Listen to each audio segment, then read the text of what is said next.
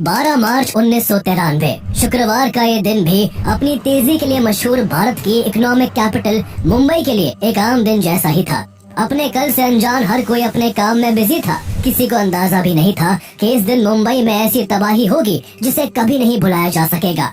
South Bombay की दलाल street, जहां Bombay stock exchange की 29 मंजिला इमारत है, वहां हर रोज की तरह सुबह से ही हलचल शुरू हो चुकी थी। बिल्डिंग के ट्रेडिंग रिंग में मौजूद करीब 4000 लोग अपनी किस्मत आजमाने में लगे होते हैं। सबकी निगाहें शेयरों के चढ़ते और गिरते भावों पर टिकी हुई थी। तभी दोपहर के ठीक 1:30 पर बीएसई के बेसमेंट में खड़ी एक गाड़ी में बहुत जोर का धमाका होता है। भले ही धमाका बेसमेंट में हुआ था, लेकिन इसकी इंटेंसिटी इतनी तेज थी कि पूरी इमारत हिल उठी।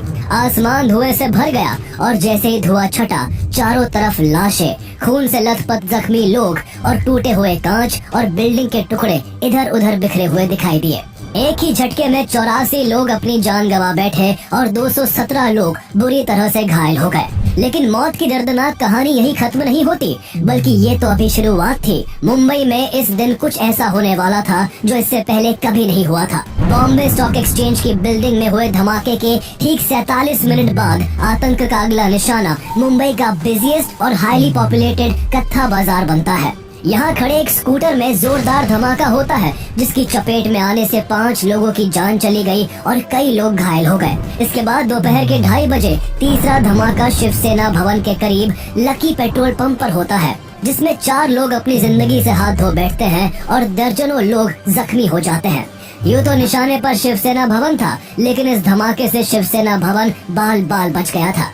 इससे पहले कि कोई कुछ समझ पाता, महज 3 मिनट बाद एयर इंडिया बिल्डिंग के सामने खड़ी एक कार में जबरदस्त विस्फोट होता है, जो कि दिन का चौथा धमाका था। इस हमले में 20 लोगों की जान चली जाती है और करीब 85 लोग बुरी तरह से घायल हो जाते हैं। मुंबई के लोगों को छलनी करने का ये सिलसिला थमने का नाम नहीं ले रहा था। शहर पर एकदम से दहशत का पहाड़ टूट पड़ा था। लोग बुरी तरह से डरे हुए थे, प्रशासन चिंतित था और सबके मन में यही सवाल थे कि आखिर ये सब क्यों हो रहा है, कौन कर रहा है और धमाकों का ये सिलसिला कब थमेगा। जब तक कोई कुछ जान पाता, तब तक दोपहर के 2:45 पर माहिम की फिशरमैन कॉलोनी और वर्ली के सेंचुरी बाजार में एक साथ धमाका हो जाता है। इन दोनों धमाकों ने अब तक की तबाही को और भी भयानक बना दिया था। माहिम की सड़कें खून से लाल हो गई थी। लोग जान बचाने के लिए इधर से उधर भाग रहे थे। वर्ली के सेंचुरी बाजार में हुआ धमाका अब तक के सभी 6 धमाकों में सबसे बड़ा था। सेंचुरी बाजार में पासपोर्ट ऑफिस के पास से यात्रियों से खचाखच भरी बस गुजर रही थी। रास्ते में एक लावारिस जीप खड़ी थी। जैसे ही ये बस उस जीप के पास पहुंची, जीप में एक जोरदार धमाका हुआ। धमाके की चपेट में बस भी आ गई। धमाका होते ही बस गेंद की तरह हवा में उछल गई, सड़क पर गड्ढे हो गए और इसमें सवार सभी के सभी लोग ऑन द स्पॉट मारे गए। धमाका इतने जोर का था कि मारे गए लोगों के चेहरे भी पहचान में नहीं आ रहे थे। यहाँ हुए धमाके में 113 मासूम लोगों को अपनी जान गंवानी पड़ी और आसपास मौजूद करीब 227 लोग बुरी तरह से घायल हो गए। केवल 1 से 1.5 घंटे में हुए 6 धमाकों से मुंबई में हर तरफ हाहाकार मचा हुआ था। पुलिस और एम्बुलेंस के सायरन की आवाजें हर दिशा में गूंज रही थी। जहाँ जहाँ धमाके हुए थे, वहाँ लाशों, दर्द से करहाते लोग और टूटे हुए मलबों के अलावा कुछ भी नहीं था। जिस हिसाब से एक के बाद एक लगातार हमले हो रहे थे और जिस तादाद में लोग मर रहे थे, ये सब देख के मुंबई पुलिस काफी परेशान थी। पुलिस जब तक किसी धमाके वाली जगह तक पहुंचती, तब तक किसी दूसरी जगह धमाका हो जाता। एक ही टाइम पर अलग अलग जगहों पर हो रहे धमाकों की वजह से पुलिस को कुछ समझ नहीं आ रहा था कि आखिर इस सिचुएशन को कैसे कंट्रोल किया जाए। सबसे बड़ी समस्या ये थी कि ये धमाके कोई सामने से नहीं कर रहा था, जो पुलिस सीधे तौर पर उससे निपट पाती। एक ही घंटे में आतंक का माहौल पूरे बॉम्बे में पसर चुका था। ऐसा लग रहा था कि शहर की धड़कनों को जैसे किसी ने थाम लिया है। बॉम्बे अपनी रफ्तार खो चुका था और जो लोग घंटे भर पहले तक काम में डूबे हुए थे, वो अब अपनी जान बचाने में लगे हुए थे। धमाकों के सिलसिलों में 7वां बम विस्फोट दोपहर के 3:05 पर जावेरी बाजार में होता है। हीरे और जवाहरात से चमकने वाला ये बाजार अचानक काले धुएं और मलबे से ढक गया। जहाँ कुछ देर पहले लोग अपनी रोजमर्रा की खरीदारी कर रहे थे, वहाँ अब सिर्फ चीखें, टूटे कांच और बिखरी हुई दुकानें रह गई थी। इस धमाके में 17 निर्दोष लोगों ने अपनी जान गंवा दी, जबकि करीब 60 लोग गंभीर रूप से घायल हो गए। लोग अभी इस सदमे से उबर भी नहीं पाए थे कि ठीक 5 मिनट बाद एक और भयानक धमाके ने शहर को हिला कर रख दिया। इस बार धमाका बांद्रा के होटल सी रॉक में एक्सप्लोजिव से भरे एक सूटकेस के ब्लास्ट होने की वजह से हुआ था। इस धमाके से होटल की खिड़कियां और दरवाजे चकनाचूर हो गए। यहाँ किस्मत से किसी की जान तो नहीं गई, लेकिन होटल में मौजूद लोगों की आंखों में डर साफ झलक रहा था। कोई फर्श पर पड़ा था तो कोई एक कोने में सहमा हुआ खड़ा था। हर कोई सिर्फ इस इंतजार में था कि ये काला दिन कब खत्म होगा। मुंबई जो कभी रुकती नहीं थी, वो अब पूरी तरह थम चुकी थी। इन धमाकों ने सपनों के इस शहर को लहूलुहान करके रख दिया था। इसके कुछ मिनट बाद प्लाजा सिनेमा की पार्किंग में दिन का 9वां, जुहू के होटल सेंटोर में 10वां, शहर इंटरनेशनल एयरपोर्ट के बाहर 11वां और एयरपोर्ट के सेंटूर होटल के पास 12वां धमाका होता है। दोपहर 1:30 बजे शुरू हुआ धमाकों का सिलसिला आखिरकार दोपहर के 3:40 पर थम पाता है। 2 घंटे 10 मिनट के भीतर इन 12 धमाकों की वजह से कुल 257 लोग मारे जाते हैं, जबकि 713 लोग बुरी तरह से घायल होते हैं। अब धमाकों का सिलसिला तो थम गया था, लेकिन पुलिस को कई सवाल खाए जा रहे थे कि आखिर इन सीरियल ब्लास्ट का मास्टरमाइंड कौन था, धमाके किसने और क्यों करवाए थे, सैकड़ों मासूम लोगों की जान लेने के पीछे आखिर वजह क्या थी, और आखिर एक ही समय पर 12 धमाकों की इतनी बड़ी साजिश कब और कैसे रची गई। 1993, 12 blasts took place in Mumbai. इन सीरियल धमाकों में 257 लोग मौत की नींद सो गए। The fate of Bollywood star Sanjay Dutt, who is facing a 6-year jail term for possessing illegal arms. उसने दाऊद इब्राहिम के गिरोह, पाकिस्तानी खुफिया एजेंसी ISI से लेकर अपने परिवार तक का इस्तेमाल किया। कितनों के सुहाग छिन गए, कितने अनाथ हो गए, कितनों की कलाइयां सुनी हो गई।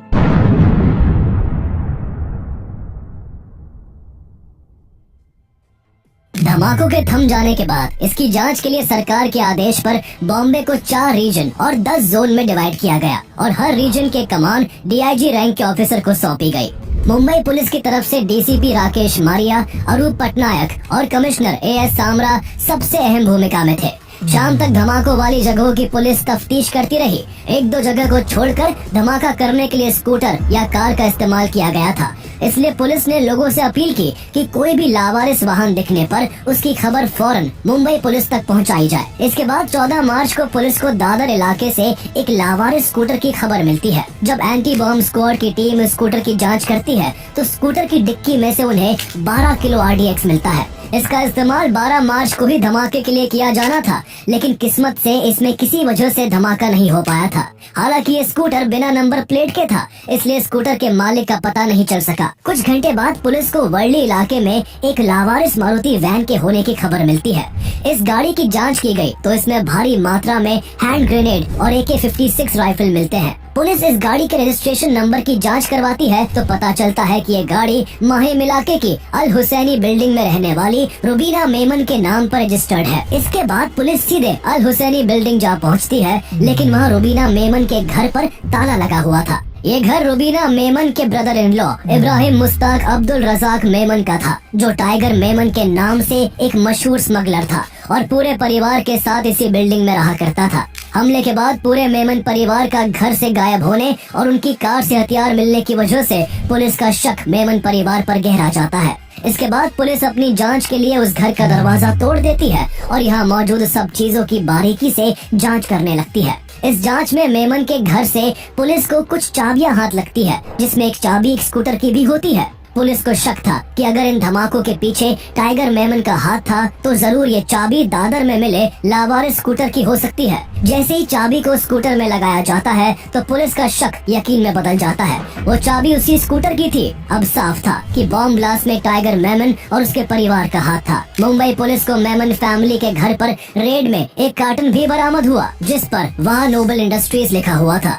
ये एक पाकिस्तानी फर्म थी जो एक्सप्लोजिव्स बनाती थी। पुलिस ने जब कड़ियों को जोड़ा तो साफ हो गया कि इस पूरी साजिश में पाकिस्तान का भी इन्वॉल्वमेंट था और धमाकों के लिए एक्सप्लोजिव्स पाकिस्तान से ही आया था। अब मुंबई पुलिस को धीरे धीरे पता चल रहा था कि इतने बड़े हमलों की साजिश को कितने बड़े लेवल पर प्लान किया गया था। लेकिन आगे अभी पुलिस को इस बॉम्ब ब्लास्ट से जुड़े ऐसे ऐसे राज पता चलने वाले थे जो सबको हिला कर रख देने वाले थे। पुलिस आगे की जांच के लिए टाइगर मेमन और उसके परिवार से जुड़े लोगों की तलाश में जुट जाती है। इस क्रम में 14 मार्च को पुलिस के हाथ टाइगर मेमन का मैनेजर असगर मुकद्दम लगता है, जो इस बॉम्ब ब्लास्ट की प्लानिंग के बारे में काफी कुछ जानता था। यहाँ तक कि प्लाजा थिएटर में जो बॉम्ब ब्लास्ट हुआ था वो उसने खुद अपने एक साथी शहनवाज कुरैशी के साथ प्लान किया था। जब पुलिस ने उससे बहुत सख्ती से पूछताछ की तो वो पूरी साजिश का खुलासा कर देता है। उसने टाइगर मेमन से लेकर जावेद चिकना तक सबके नाम खोल कर रख दिए।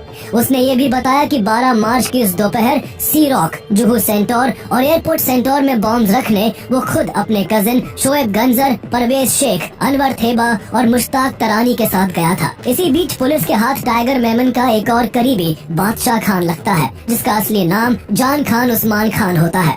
उसने मुंबई पुलिस को बताया कि वो शुरू से ही इस हमले की कोर टीम में था। उसे पाकिस्तान भेजा गया था, जहां उसने एक्सप्लोजिव्स को हैंडल करने और बॉम्ब मेकिंग की ट्रेनिंग ली थी। पाकिस्तान से लौटने के बाद टाइगर मेमन ने बिग स्प्लैश होटल में दिसंबर 1992 के अंत में एक मीटिंग रखी थी, जहां पहली बार इस हमले की साजिश तैयार की गई। बादशाह खान ने पुलिस को ये भी बताया कि सीरियल ब्लास्ट को अंजाम देने के लिए 12 से ज्यादा जगहों पर सर्वे किया गया था। उसने खुद कम से कम 6 बार अलग अलग रेकी की थी। बॉम्ब्स को अल हुसैनी बिल्डिंग में टाइगर मेमन के घर पर असेंबल किया गया था। हमले के दिन उसे ग्रेनेड अटैक करने की जिम्मेदारी दी गई थी और उसके चार्ज में वही मारुति वैन थी जो मुंबई पुलिस के हाथ लगी थी, जिसमें राइफल्स और ग्रेनेड्स भरे हुए थे। उसने बताया कि जब काम को अंजाम देने की बारी आई तो वो घबरा गया था और एक्सप्लोजिव से भरी गाड़ी को वही छोड़कर भाग गया था। अब तक केस से जुड़ी काफी जानकारी पुलिस के हाथ लग चुकी थी। जहां पुलिस की एक टीम इस केस से जुड़े लोगों को इंटरोगेट कर रही थी, तो वही पुलिस की दूसरी टीम मिल रही लीड्स को फॉलो करते हुए जगह जगह छानबीन कर रही होती है। 30 मार्च को पुलिस के हाथ जावेरी बाजार के पास शेख मेमन स्ट्रीट पर कुछ बड़े सूटकेस हाथ लगते हैं, जिनमें 12 AK-56 राइफल्स, 195 हैंड ग्रेनेड्स और बहुत सारी 5mm पिस्टल्स होती है। इसके 3 दिन बाद पुलिस को मुंब्रा इलाके में एक घर से RDX से भरे हुए कई बैग्स मिलते हैं, जिनका कुल वजन 1500 किलो था। एक्सप्लोजिव मिलने का सिलसिला यही खत्म नहीं होता। इसके बाद पुलिस नगला बंदर से भी RDX से भरी बोरी बरामद करती है, जिनका कुल वजन करीब 2000 किलो होता है। इतना ज्यादा RDX देखकर पुलिस महकमे में हड़कंप मचा हुआ था। इससे पहले देश में कभी इतनी मात्रा में RDX नहीं बरामद हुआ था। हैरानी की बात ये थी कि एक्सप्लोजिव्स अगर ब्लास्ट हो जाते तो इनका परिणाम उन धमाकों से भी घातक होता जो 12 मार्च को हुए थे। अब तक की जांच में पुलिस ने इस केस से जुड़े कई लोगों को अरेस्ट कर लिया था, जिनसे पूछताछ में साफ साफ पता चल रहा था कि इन धमाकों की साजिश में पाकिस्तान और ISI का बहुत बड़ा रोल था। ये सब RDX पाकिस्तान से ही आए थे, लेकिन पुलिस के सामने सवाल ये था कि पाकिस्तान से मुंबई में आखिर इतनी बड़ी मात्रा में RDX कैसे पहुंचा। पुलिस इसी सवाल के जवाब को जानने के लिए कस्टम के कई ऑफिसर्स को इंटेरोगेट करने लगती है। इसी दौरान पुलिस इब्राहिम अलियास बाबा मूसा चौहान को भी अरेस्ट करती है। बाबा चौहान ने हथियारों को डिस्ट्रीब्यूट करने का काम किया था। जब उससे पूछताछ हुई तो उसने बताया कि इस साजिश में न केवल टाइगर मेमन और पाकिस्तान की ISI का इन्वॉल्वमेंट है, बल्कि गैंगस्टर दाऊद इब्राहिम, उसका भाई अनीस इब्राहिम और उसका करीबी अबू सलीम भी इस सीरियल ब्लास्ट के मुख्य जिम्मेदारों में से है। वो 2 फिल्म प्रोड्यूसर्स समीर हिंगोरा और हनीफ कड़ावाला का भी नाम पुलिस को बताता है। जब पुलिस समीर और हनीफ से पूछताछ करती है तो वो पुलिस को ताना देते हुए कहते हैं कि आप बड़े लोगों को नहीं पकड़ते क्या। पुलिस जब उनसे पूछती है कि वो किसकी बात कर रहे हैं तो वो एक नाम लेते हैं, संजू बाबा। पुलिस समझ गई थी कि बात किसकी हो रही है, लेकिन फिर भी पुलिस कंफर्म करने के लिए पूछती है, कौन संजू। वो दोनों फिर साफ साफ शब्दों में बॉलीवुड एक्टर संजय दत्त का नाम बता देते हैं। जब ये खबर बाहर आती है तो सब लोग हैरान रह जाते हैं। उस समय संजय दत्त मॉरिशस में एक फिल्म की शूटिंग कर रहे थे और इस जांच की खबर उन तक भी पहुंच गई थी। उन्होंने और उनके पिता सुनील दत्त ने पुलिस को भरोसा दिलाया कि वो हर तरह से पुलिस के साथ कोऑपरेट करेंगे। जैसे ही 19 अप्रैल को वो इंडिया वापस लौटे, उन्हें मुंबई एयरपोर्ट से पुलिस ने हिरासत में ले लिया। DCP राकेश मारिया ने खुद संजय दत्त से पूछताछ की। संजय दत्त ने शुरू में केवल यही कहा कि उन्होंने कुछ भी नहीं किया है। राकेश मारिया उनके जवाब से गुस्से से भर उठे। राकेश मारिया को इस केस की जांच करते हुए 1 महीने से भी ज्यादा हो चुका था और अब उनके सब्र का बांध टूट चुका था। उन्होंने गुस्से में एक बहुत तेज चाटा संजय दत्त के गाल पर चढ़ दिया। संजय दत्त जो पहले से ही काफी डरे हुए थे वो अब रोने लगे। इसके बाद उन्होंने राकेश मारिया को सब बता दिया। फिल्म प्रोड्यूसर्स समीर हिंगोरा और हनीफ काड़ावाला ने उनके बारे में जो जानकारी दी थी उन्होंने वो सब कबूल कर लिया। संजय दत्त को हमले से कई दिन पहले अनीस इब्राहिम के कहने पर बहुत सारी राइफल्स, ग्रेनेड्स और पिस्टल्स भेजी गई थी, लेकिन बहुत सारे वेपन्स देखकर वो घबरा गए थे, इसलिए उन्होंने केवल कुछ ही वेपन्स अपने पास रखे और बाकी सब लौटा दिए थे। संजय दत्त से जब पूछा गया कि वो हथियार अब कहाँ है, तो उन्होंने बताया कि उन्होंने घबराकर बाद में उन वेपन्स को अपने कुछ करीबी दोस्तों से कहकर डिस्ट्रॉय करवा दिया था। इस तरह मुंबई पुलिस की इस जांच में सारे रहस्यों से पर्दा हट चुका था। इस अटैक के मास्टरमाइंड के रूप में उनके सामने टाइगर मेमन, दाऊद इब्राहिम और पाकिस्तान की इंटेलिजेंस एजेंसी ISI का नाम था। जहां पुलिस की जांच चल रही थी उसी दौरान मुंबई में पॉलिटिकल ड्रामा भी चल रहा था। दरअसल 12 मार्च 1993 को मुंबई में जिन 12 जगहों पर बम धमाके हुए थे वो सब हिंदू मेजोरिटी एरियाज थे।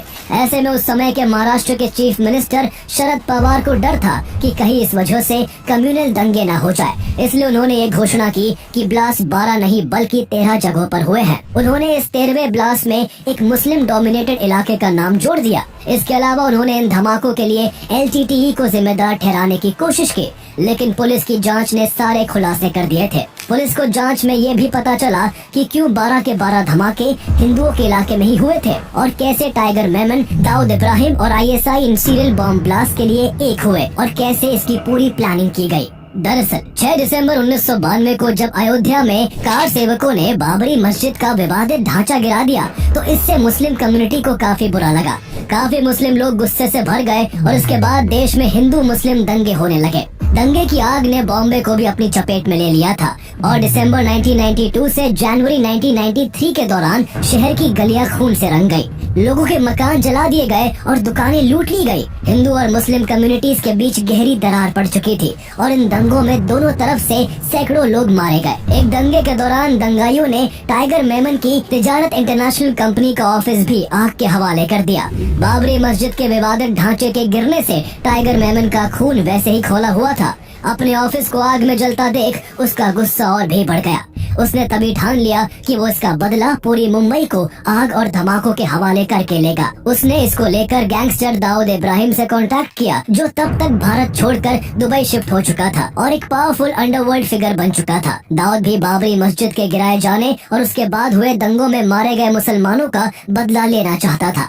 पाकिस्तान की इंटेलिजेंस एजेंसी ISI भारत की पूरी सिचुएशन को एक मौके की तरह देख रही थी। उस समय ISI का चीफ जावेद नासिर था, जो तबलीगी जमात नाम की इस्लामिक मिशनरी आउटफिट से भी जुड़ा हुआ था। उसे इंडिया को नुकसान पहुंचाने का ये सबसे अच्छा मौका लगा। इसके बाद मुलाकातों के दौर शुरू हुए। टाइगर मेमन दुबई में तौफीक जलियावाला, दाऊद के भाई अनीस इब्राहिम, मुस्तफा दोसा, ISI से जुड़े लोगों और कुछ अरब रईसों से मिला। यहाँ सबने मिलकर मुंबई को दहलाने की प्लानिंग बनाई। क्योंकि मुंबई की स्मगलिंग रैकेट पर टाइगर मेमन की मजबूत पकड़ थी, इसलिए पाकिस्तान से हथियारों को मुंबई तक पहुंचाने का जिम्मा उसी को दिया गया, जबकि फंड्स और वेपन्स के अरेंजमेंट की जिम्मेदारी कराची बेस्ड ड्रग ट्रैफिकर तौफीक जलियांवाला को सौंपी गई। इसके बाद धमाके कहां कहां करने हैं ये प्लान बनने लगा। दाऊद इब्राहिम और ISI भारत में एक ऐसा हमला करना चाहते थे जिसकी गूंज दुनिया भर में सुनाई दे, इसलिए एक ही दिन एक ही समय पर मुंबई में धमाके करने का प्लान बना ताकि ज्यादा से ज्यादा लोग मारे जा सके और चारों तरफ केओस की स्थिति बन जाए। इतनी बड़ी साजिश को अंजाम देने के लिए पैसे का बड़े पैमाने पर लेन देन किया जाना था, इसलिए इसके लिए टाइगर ने अपने भाई याकूब मेमन को भी इस साजिश का हिस्सा बना लिया, जो प्रोफेशन से एक CA था। उसके परिवार के नाम पर बांद्रा के HSBC बैंक में 4 NRI बैंक अकाउंट्स थे, जिसका एक्सेस याकूब के पास था। इसके अलावा डेवलपमेंट कॉर्पोरेशन बैंक में मेमन की कंपनी तिजारत इंटरनेशनल के बैंक अकाउंट भी थे, जिनमें उसके बाद काफी पैसों की लेन देन की गई। इसके बाद ISI ने जनवरी 1993 में पाकिस्तान से RDX, राइफल्स और ग्रेनेड को भारत पहुंचाना शुरू किया। इस क्रम में पहला कंसाइनमेंट गुजरात पहुंचता है, जिसे मुंबई तक पहुंचाने की जिम्मेदारी अंडरवर्ल्ड से ही जुड़े अबू सलीम को दी जाती है। इसके बाद हथियारों के अगले 2 कंसाइनमेंट 2 फरवरी से 8 फरवरी के बीच भारत पहुंचाए जाते हैं। कंसाइनमेंट्स महाराष्ट्र के रायगढ़ शेखाड़ी कोस्ट पर उतारे जाते हैं, जिन्हें रायगढ़ से मुंबई तक लाने के लिए इस बार टाइगर मेमन खुद जाता है।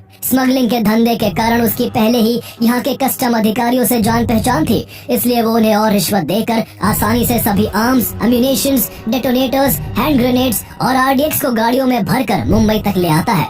इसके बाद वो इन हथियारों को अलग अलग जगहों पर छुपा देता है। भारी मात्रा में हथियारों को भारत लाने के बाद टाइगर मेमन इस हमले को अंजाम देने के लिए अपने 19 भरोसेमंद लोगों की एक टीम बनाता है और उन्हें 3 हिस्सों में फरवरी 1993 में ट्रेनिंग के लिए पाकिस्तान भेजता है। सभी लोगों को पहले दुबई पहुंचाया जाता है, फिर वहां से सभी पाकिस्तान के कराची पहुंचते हैं।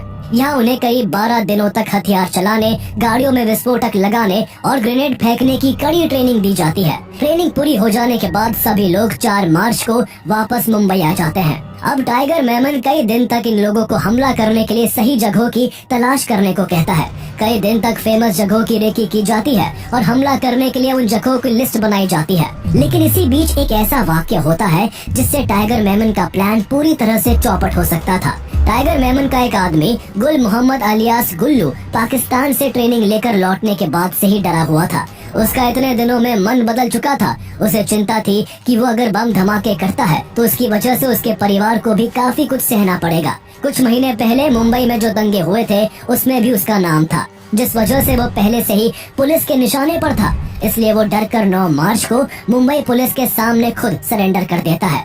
वो खुद से ही पुलिस के सामने टाइगर मेमन के प्लान के सारे कच्चे चिट्ठे खोल कर रख देता है। उसने पाकिस्तान जाकर ट्रेनिंग लेने से लेकर मुंबई में धमाके कहां कहां होने वाले हैं ये तक पुलिस को बता दिया। लेकिन मुंबई पुलिस उसकी बातों पर विश्वास नहीं करती। पुलिस को लगता है वो ऐसे ही बातें बना रहा है, इसलिए पुलिस इस मामले में कोई एक्शन नहीं लेती है। इधर जब गुल मोहम्मद के अरेस्ट होने की खबर टाइगर मेमन को पता चली तो वो काफी परेशान हो गया। पहले वो इस हमले को छत्रपति शिवाजी महाराज की जयंती के मौके पर अप्रैल 1993 में करने वाला था, क्योंकि इस दिन हिंदू इलाकों में ज्यादा से ज्यादा भीड़ होती, जिस वजह से ज्यादा जाने जाती। लेकिन जयंती में पूरे 1 महीने का समय था और ऐसे में उसे डर था कि अगर उसने धमाके करने में 1 महीने का इंतजार किया तो पुलिस उस तक पहुंच सकती है। गुल मोहम्मद की गिरफ्तारी से घबराया टाइगर मेमन जल्द ही अपने पूरे परिवार को दुबई भेज देता है। इसके बाद वो अपने घर में अपने सहयोगियों की एक मीटिंग बुलाता है, जहां मुंबई को दहलाने के लिए 12 मार्च की तारीख तय होती है। अब उन्हें सारी तैयारी जल्दी से जल्दी करनी थी, क्योंकि उनके पास केवल 1 दिन का समय था। उसके सभी साथी छुपा कर रखे RDX, ग्रेनेड और राइफल को कलेक्ट करके टाइगर मेमन के घर की गैराज में पहुंचाते हैं। फिर वेपन और एक्सप्लोजिव को स्कूटर, वैन और सूटकेस में फिक्स किया जाता है। 12 मार्च की सुबह सभी गाड़ियों को अलग अलग जगह पार्क कर दिया जाता है। इसके बाद 12 मार्च 1993 की दोपहर अलग अलग जगहों पर बम ब्लास्ट होने लगते हैं। महज 2 घंटे 10 मिनट में मुंबई 12 जोरदार धमाकों से दहल उठता है। पुलिस का गुल मोहम्मद की बातों पर विश्वास न करना मुंबई के लोगों को बहुत भारी पड़ता है और इस हमले में 257 लोग अपनी जान गंवा बैठते हैं।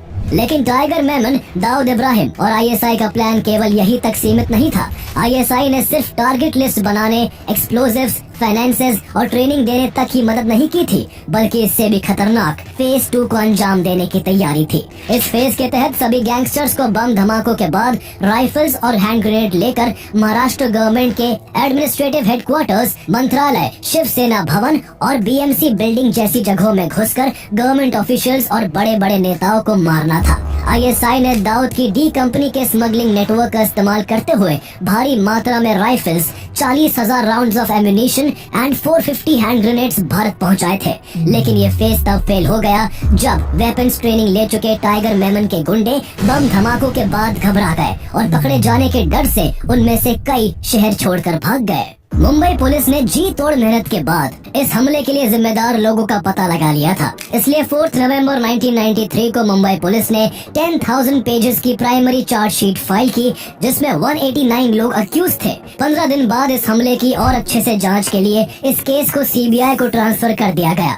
करीब 1.5 साल की CBI इन्वेस्टिगेशन के बाद अप्रैल 1995 में terrorist and disruptive act TADA court ने इस केस की सुनवाई करते हुए 26 अक्यूज को निर्दोष मानते हुए हुए इस केस से डिस्चार्ज कर दिया। इस दौरान 100 से ज्यादा लोग अरेस्ट किए जा चुके थे। टाइगर मेमन के छोटे भाई याकूब मेमन को भी 1994 में पुलिस ने काठमांडू एयरपोर्ट से अरेस्ट कर लिया था, जो हमले के वक्त दुबई और फिर पाकिस्तान में छिपकर बैठा हुआ था। इसके बाद अबू सलेम को भी पकड़ लिया गया, जो पुर्तगाल की जेल में बंद था। पुर्तगाल की सरकार ने उसे 2005 में इस कंडीशन पर इंडिया को सौंपा था कि उसे कभी फांसी की सजा ना दी जाए। इस तरह इस अटैक के जिम्मेदार कई लोग तो पकड़ लिए गए थे, लेकिन इस हमले के सबसे बड़े दोषी टाइगर मेमन और दाऊद इब्राहिम बहुत कोशिशों के बाद भी पुलिस के हाथ नहीं लग सके। जहां टाइगर मेमन ने खुद को विदेश के किसी कोने में छिपा लिया, तो वहीं दाऊद इब्राहिम अपने साथियों के साथ मुंबई अटैक के तुरंत बाद दुबई से पाकिस्तान भाग आया और पाकिस्तान ने उसे भारत से बचाने में भरपूर मदद की। इसके बाद कोर्ट में कई सालों तक इस केस का ट्रायल चलता रहा और सितंबर 2006 में टाडा कोर्ट ने अपना फैसला सुनाया। टाडा कोर्ट जज प्रमोद कोड़े ने 100 आरोपियों को दोषी ठहराया। इन 100 दोषियों में से 99 को सजा सुनाई गई, जबकि एक आरोपी को probation of offenders act POA के तहत रिहा कर दिया गया। कोर्ट ने 11 लोगों को डेथ पेनल्टी दी थी, जिसमें याकूब मेमन का भी नाम था। कोर्ट ने उसे इस हमले के मेन कॉन्स्पिरेटर में से एक माना था। याकूब मेमन समेत 11 के 11 लोगों ने टाडा के डेथ पेनल्टी के फैसले को सुप्रीम कोर्ट में चैलेंज किया। सुप्रीम कोर्ट ने याकूब मेमन का डेथ सेंटेंस बरकरार रखा,